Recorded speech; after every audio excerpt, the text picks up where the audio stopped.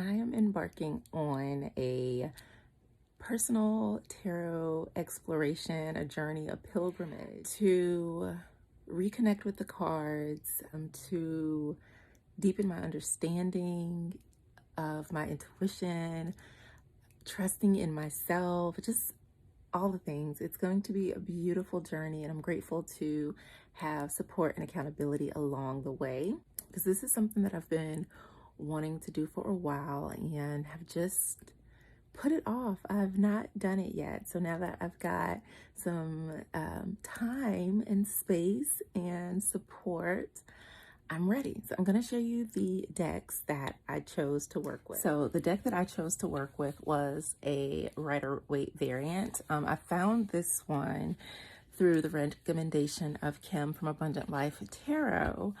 And because, like I said, I wanted to go on this pilgrimage to reconnect with the cards, and she recommended getting a deck with the key words on them and like the symbolism and things like that. So that's what this is. This is a study deck. That was the intention for its purchase. There's also a giant Rider-Waite that I want just to see the detail in the images. But so this is what these look like, right?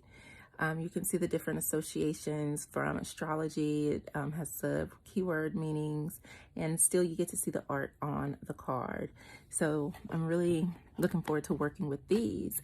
Now, the other decks that chose themselves, I'll share those with you, which were really interesting because I hadn't considered working with them at all, especially this first one that I'm going to share with you. The Witch's Wisdom. I've had this for a while. I have not worked with this deck. In fact, it was one of the first ones that I've even considered selling because I just didn't get it, right? I didn't connect with it. So apparently I'm going to be doing a study of this deck. I do realize that when I purchase a deck, there is a reasoning behind it for the most part, save some like just straight up like I just bought them just because.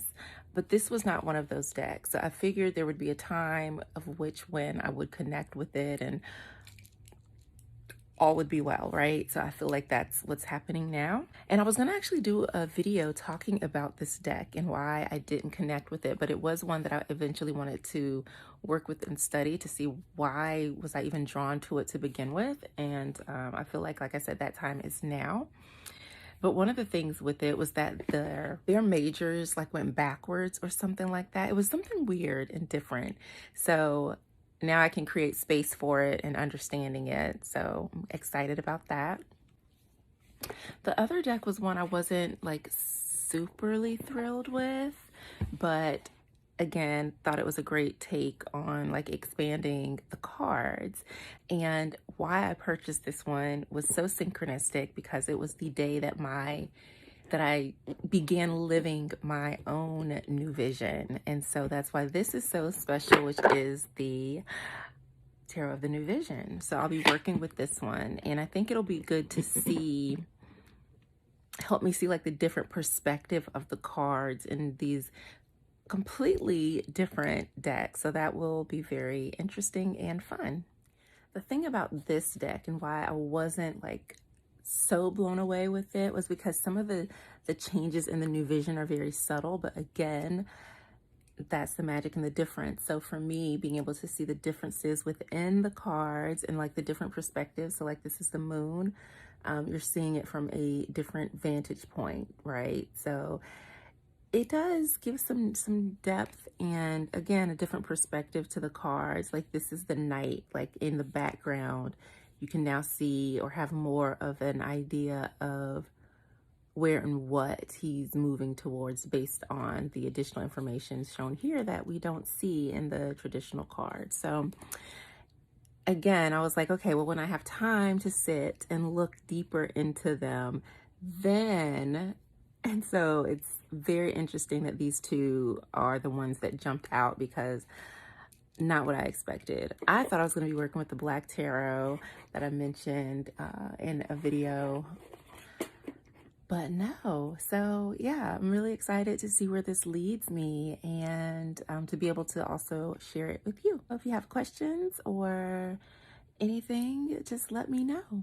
I was also considering creating my own like daily challenge prompt, like I guess a traditional or typical tarot challenge to reconnect with the cards.